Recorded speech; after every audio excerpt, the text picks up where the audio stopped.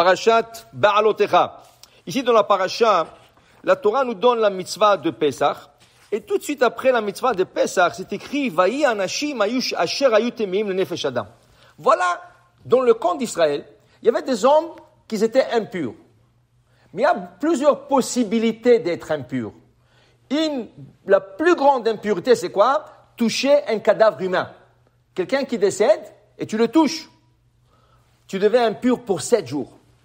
Et voilà qu'on parle de Pesach. La Torah nous parle, écoutez, n'oubliez pas de faire Pesach, c'est la 12e année, la sortie d'Égypte, et voilà qu'il faut faire le Korban Pesach. Vayi anashim asher hayu temim lenefesh adam, velo yachlu la'asot Pesach. Ils n'avaient pas cette possibilité de faire le Pesach. Okay? Alors, qu'est-ce qui est arrivé? Vayikrevu lifnei Moshe ve'Aaron bayom ha'u. Ils sont venus voir Moshe et Aaron. Mais non, ils sont exemptés. Parce que celui qui est impur ne peut pas toucher les sacrifices. Tu touches le sacrifice, tu l'impurifies. Alors, tu peux partir chez toi. Écoute, tu n'as pas besoin de toi. Tu es exempté. Tu as une exemption. Tu n'as pas besoin de papier. La Torah, c'est ton papier. La Torah dit, un homme impur ne fait pas Korban Pesach. Eux, ils sont venus voir Moshe Rabbeinu. Et ils ont dit, Vayomru anashim ha'ema elav, anachnu temim lenefesh adam.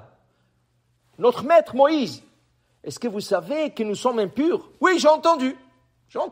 Alors? Non. La manigara. Pourquoi nous, on est moins que les autres?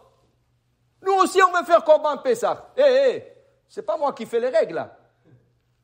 C'est Akadosh Baruch Hu qui donne les règles. Qu'est-ce que vous voulez de moi? C'est un impur, ne fait pas le Pesach. Qu'est-ce que vous voulez de moi? Non. Nous voulons aussi la krivet Korban Hashem bemoado betor bnei Israël. Nous voulons faire le Korban Pesach. Okay? Alors demande à Hashem. Je n'ai pas demandé, c'est écrit clair, noir sur blanc.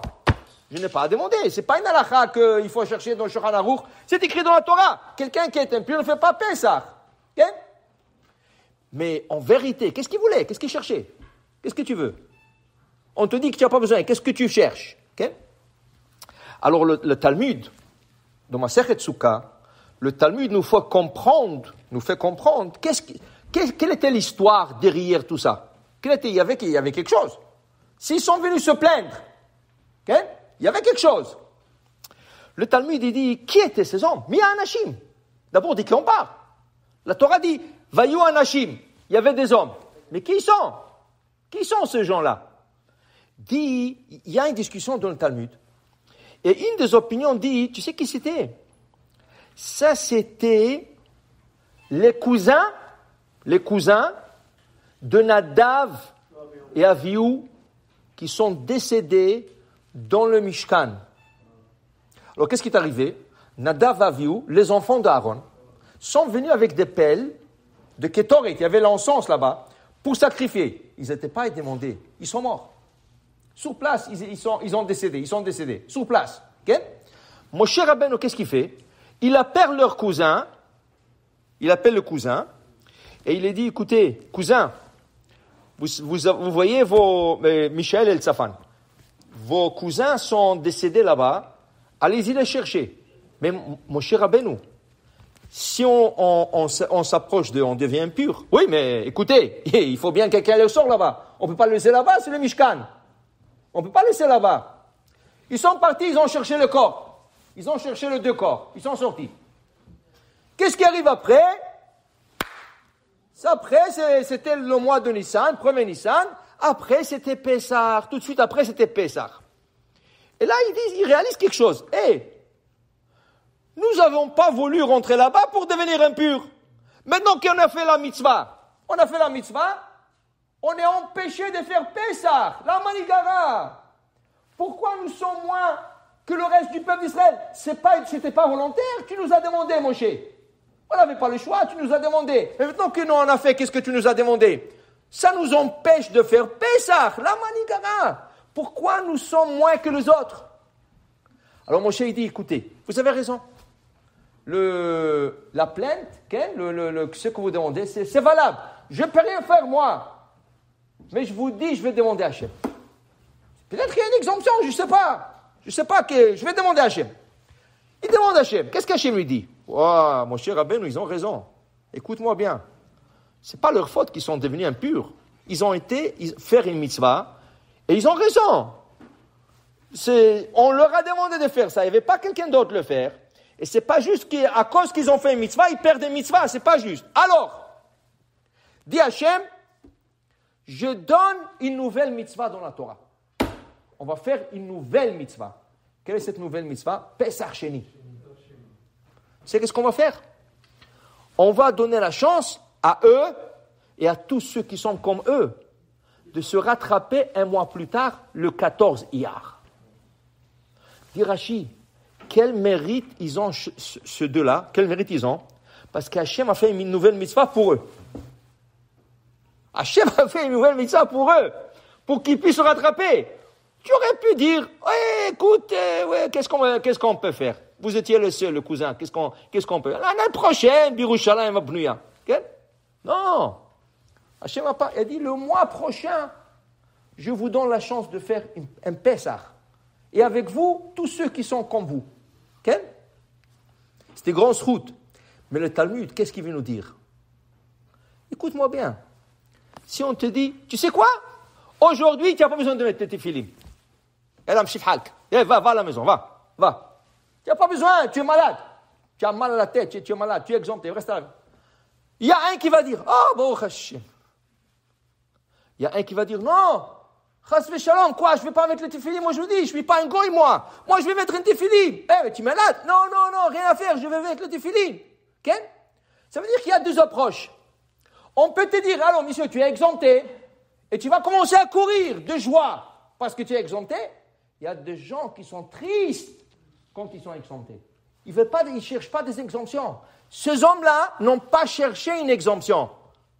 Ils ont cherché une obligation. Ils voulaient s'obliger dans la mitzvah. Ils ne voulaient pas s'exempter de la mitzvah.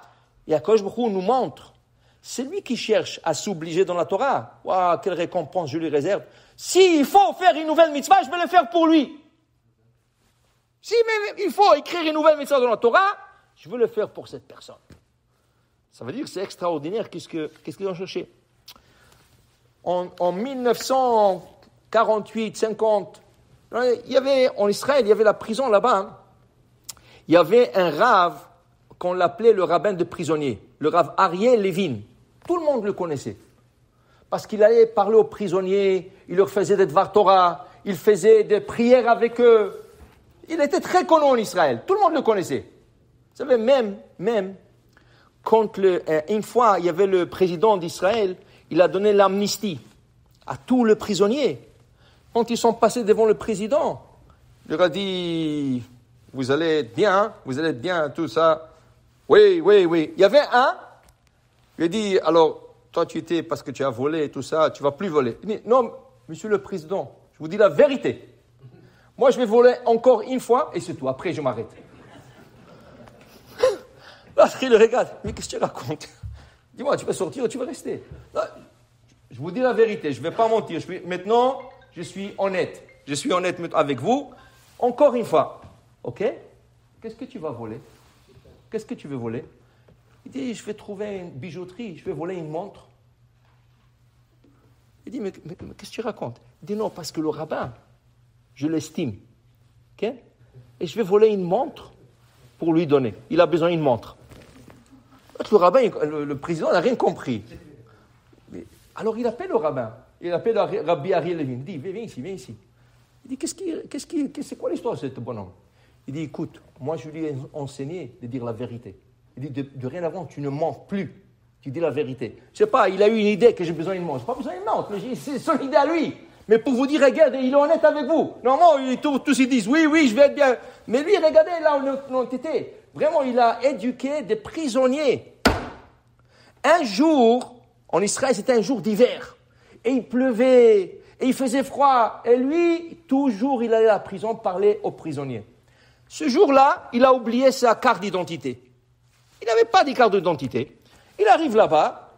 Il y a un gardien, il ne le connaissait pas. Où vous allez, monsieur? Il dit, je vais là-bas. Il dit, monsieur, ici, les gens veulent sortir, ils ne rentrent pas ici. Retournez chez vous, vous êtes un homme âgé, ce n'est pas pour vous ici, retournez chez vous. Il dit, non, s'il vous plaît, moi je rentre là-bas parce que je parle aux prisonniers. Il dit, écoute-moi bien, tu as une carte d'identité? Il dit, non, je l'ai oublié. Il dit, alors tu ne rentres pas. Il dit, mais écoute, c'est maintenant retourner à la maison, il pleut, je suis venu ici. Il ne voulait rien savoir. Le gardien, il ne voulait rien savoir. Il ne lui a pas laissé rentrer. Il a fait, comme il connaissait bien la prison, comme il connaissait bien en prison, il a fait le tour, il savait qu'il y a une autre entrée quelque part d'autre. Il a dit, peut-être le gardien là-bas va me reconnaître. Effectivement, il a fait le tour, il y avait là-bas un autre gardien. Ah, le Rabbino, oui. Il dit, comment ça va? Il dit, mais tu connais, j'ai oublié la carte. Il dit, ok, oui, je vous connais. Parce qu'il venait, il venait toujours. C'est pas que... Il lui a laissé rentrer. Il a laissé rentrer, il est parti, il a parlé au prisonnier. Du coup, l'autre, le premier, il le remarque. Il a couru. Il dit, hé, comment tu es rentré? Comment tu es rentré ici? Il dit, écoutez, je vous ai expliqué, moi je viens toujours ici. Je suis un habitué. Aujourd'hui, rien que j'ai oublié ma carte d'identité, j'ai fait les tours, l'autre gardien m'a reconnu. Il dit, maintenant, monsieur, vous savez, je vois vous êtes un homme sérieux et je vois vous êtes un homme honnête. Ah oui, comment vous voyez ça? Il dit, monsieur, il pleut dehors. Il fait froid dehors. Vous avez plus que 80 ans.